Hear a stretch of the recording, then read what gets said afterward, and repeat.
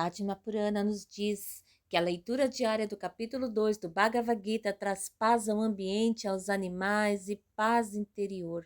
Link na descrição. Bhagavad Gita, capítulo 2. Contou então Sanjaya como o Senhor Sri Krishna, vendo Arjuna sucumbir à compaixão, com os olhos marejados de lágrimas e entregue ao desalento, o consolou. O Senhor disse: meu querido amigo, por que ceder ao próprio momento da batalha a esta fraqueza indigna de um ariano? Ignominiosa e contrária à conquista do céu?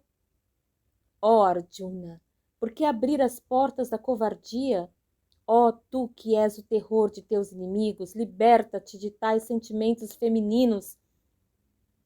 Apresta-te a agir. Arjuna argumentou: meu senhor, como poderia eu, ingressando na batalha, atravessar com setas Bhishma e Drona, dignos de meu respeito, antes mendigar pelo resto da vida do que matar estas almas nobres e preciosas? Trucidar estes mestres, que são meus benfeitores, resultaria em macular com o sangue deles a doçura de viver. Nem posso dizer se seria melhor que eu os vencesse ou que eles me vencessem, pois não me importaria mais viver se matasse estes filhos de Dhritarashtra, agora prontos a entrar em luta.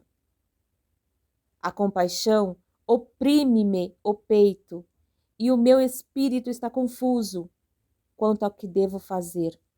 Portanto, ó meu Senhor, ensina-me o que será melhor para mim, pois sou teu discípulo, guia-me, rogo. Nem o reino deste mundo visível, nem do mundo invisível, dissiparia a angústia que agora me paralisa os sentidos. Sanjaya prosseguiu. Arjuna, o vencedor de todos os inimigos, disse então ao Senhor de todos os corações que não batalharia e silenciou. Então, sorrindo, o Senhor dirigiu-se àquele que estava tão desalentado no meio entre os dois exércitos. O Senhor Sri Krishna disse: tuas palavras são sábias, ó Arjuna, mas teu sofrimento não tem razão de ser. Os verdadeiros sábios não lamentam os mortos nem os vivos. Nunca houve um tempo em que eu não existisse, ou em que tu não existisses, ou em que não existissem estes príncipes. Nunca haverá um momento em que deixaremos de existir.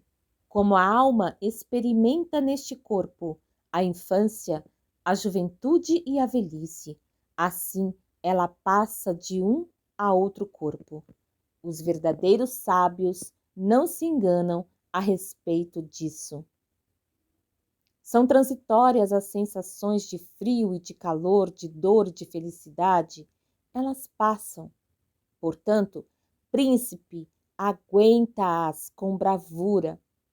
Só é digno de imortalidade aquele que não se comove com as circunstâncias, que aceita o prazer e a dor com equanimidade. O que não existe nunca existirá. O que existe nunca cessará de existir. Tais verdades são evidentes para aquele que é sábio. O espírito que habita tudo o que vemos não pode perecer. Nada pode destruí-lo. São finitos todos os corpos materiais habitados pelo Espírito Eterno, indestrutível, incomensurável. Portanto, luta, ó homem valente. Aquele que pensa que o Espírito mata e aquele que pensa que ele é destruído, estão ambos enganados. São ignorantes. O Espírito nem mata, nem é morto. Não nasceu, nunca morrerá.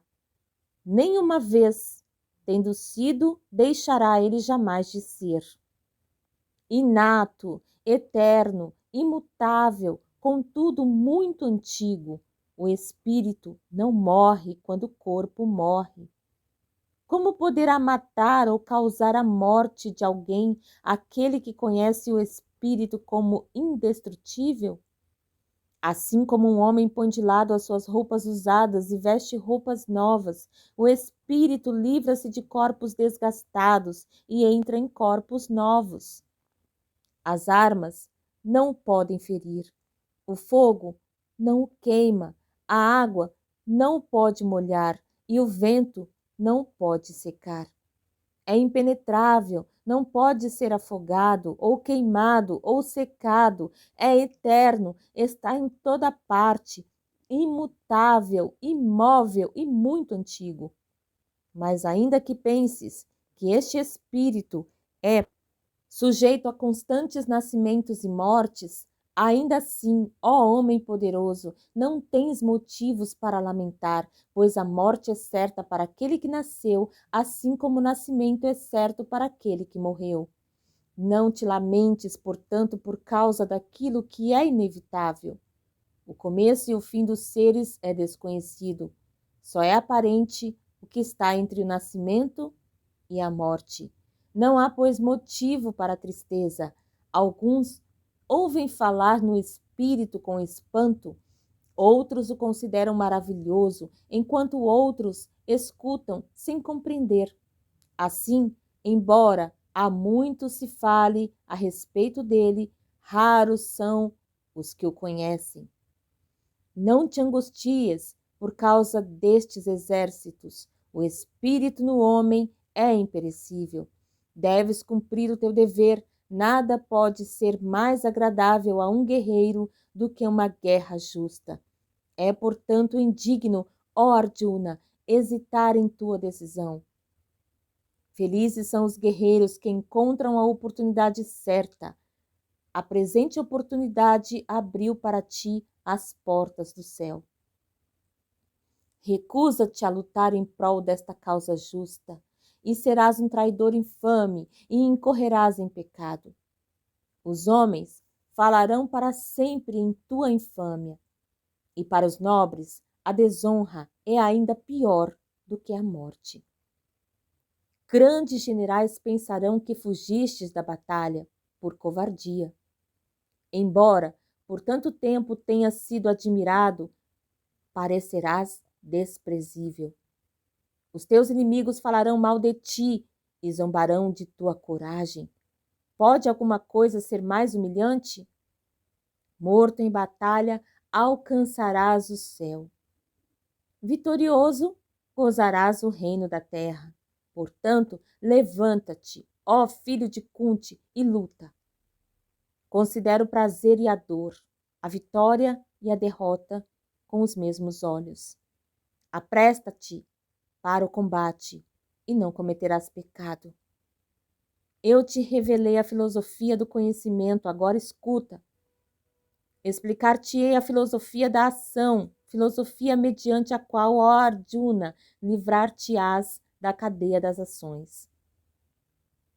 Em tal caminho, yoga, nenhum esforço é desperdiçado, nem pode produzir maus resultados. Mesmo uma pequena prática desse caminho preserva o homem de um grande perigo. Por meio da prática de tal caminho, a vontade concentra-se apenas no ideal. O homem irresoluto perde-se em veredas inumeráveis. Só o ignorante fala em linguagem figurada. São eles, os ignorantes, que elogiam a letra das escrituras dizendo: nada existe de mais profundo do que isto. Guiados apenas por seus desejos, eles constroem seu próprio paraíso, imaginando ritos árduos e complexos que lhes assegurem o próprio prazer e o próprio poder. Só resulta de tudo isso nascerem novamente. Enquanto têm as mentes ocupadas com ideias de poder e de gozo pessoal, não conseguem concentrar o discernimento em um ponto só. Os Vedas falam dos 3 elementos da vida, as qualidades, gunas. Ergue-te acima de todas elas, ó Arjuna, acima de todos os pares de sensações opostas, como o prazer e a dor, o frio e o calor, etc. Sê firme na verdade, livre-se de ansiedades mundanas, estabelece-te na contemplação do espírito. Assim como um homem pode extrair água de qualquer lado de um tanque cheio, assim também um teólogo hábil pode retirar de qualquer escritura aquilo que servir ao propósito dele.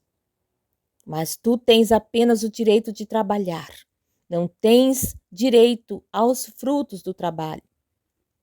Que não seja, portanto, teu motivo o resultado ou fruto da ação.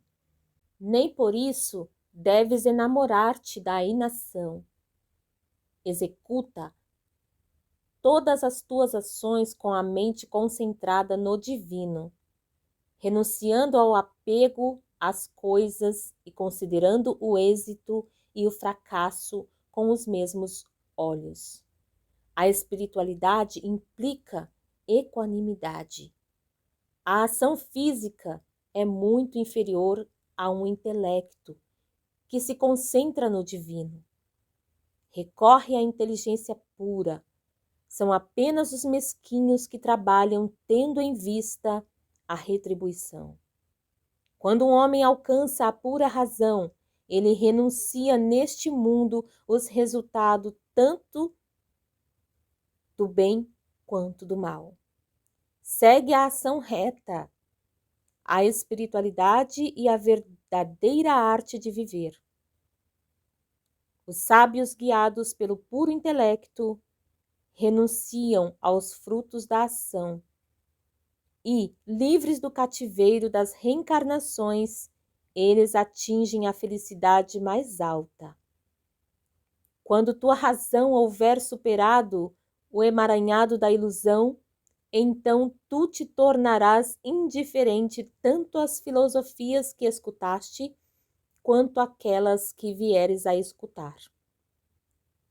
Quando o intelecto, perplexo pela multiplicidade de escrituras sagradas, permanecer imperturbado em feliz contemplação do infinito, então alcançaste a espiritualidade. Arjuna perguntou: Meu senhor, como podemos reconhecer o santo que alcançou o puro intelecto, que atingiu tal condição de felicidade e cuja mente se mantém firme? Como fala, como vive e como age? O Senhor Sri Krishna respondeu: Quando um homem renunciou aos desejos de seu coração e só se satisfaz com o eu superior, podes estar certo de que ele atingiu o mais elevado estado. O sábio, cuja mente permanece equânime no sofrimento, cujo desejo não é espertado pelo gozo, que é desprendido, que não sucumbe à ira ou ao medo. Tu o podes ter na conta de um homem que alcançou tal alto nível. Aquele que, onde quer que vá, não está apegado a qualquer pessoa ou a qualquer lugar por laços carnais, que aceita o bem e o mal igualmente, nem abrindo os braços ao primeiro, nem fugindo ao segundo, considera-o uma pessoa imersa no infinito. Aquele que pode desviar os sentidos da atração de seus objetos, como uma tartaruga encolhe os membros no interior da casca, considera-o uma pessoa que alcançou a perfeição. Ó Arjuna, a mente daquele que está tentando dominá-la é forçosamente desviada de seu caminho, apesar de todos os esforços, pelos sentidos rebeldes. Refreando todos eles, que a pessoa medite firmemente em mim, pois aquele que assim vencer os sentidos atinge a perfeição. Quando um homem cuida dos objetos dos sentidos, ele cria uma atração por eles. A atração torna-se desejo, e do desejo nasce a ira. A ira conduz à ilusão. A ilusão causa a perda de memória. Pela perda de memória, abala-se a razão. E a perda da razão conduz à destruição. Mas aquele que se domina, que passa entre os objetos dos sentidos, isento de afeição ou de repulsa, conquista a paz eterna. Tendo atingido a paz, ele se torna livre de infelicidade, pois quando a mente conquista a paz, segue-se o reto discernimento. Não atinge o reto discernimento aquele que não se pode concentrar. Sem a concentração não há meditação. Aquele que não pode meditar não pode esperar a paz. E sem paz, como pode alguém esperar felicidade? Como um navio é balançado de um para outro lado pela tempestade, também a razão é desequilibrada pela mente, quando esta é presa dos sentidos indisciplinados. Portanto, ó homem poderoso em armas, aquele que desprende seus sentidos de seus objetos, considera-o um homem cuja razão está purificada. O santo vela quando o mundo dorme, e ele ignora aquilo para que o mundo vive. Ele alcança a paz. Aquele que permanece tranquilo, embora os desejos afluam em sua mente, assim como não perturbam o oceano, os rios que nele se derramam. Atinge a paz aquele que, abandonando o desejo, anda pelo mundo sem aspiração, nada possuindo de seu e livre de orgulho. Ó Arjuna, tal é o estado do eu, do Espírito Supremo, estado esse que, uma vez logrado por um homem, dura para sempre, mesmo no momento de deixar o corpo. Um tal homem manter-se-á em tal estado e se unirá com o Eterno. Fim do capítulo 2.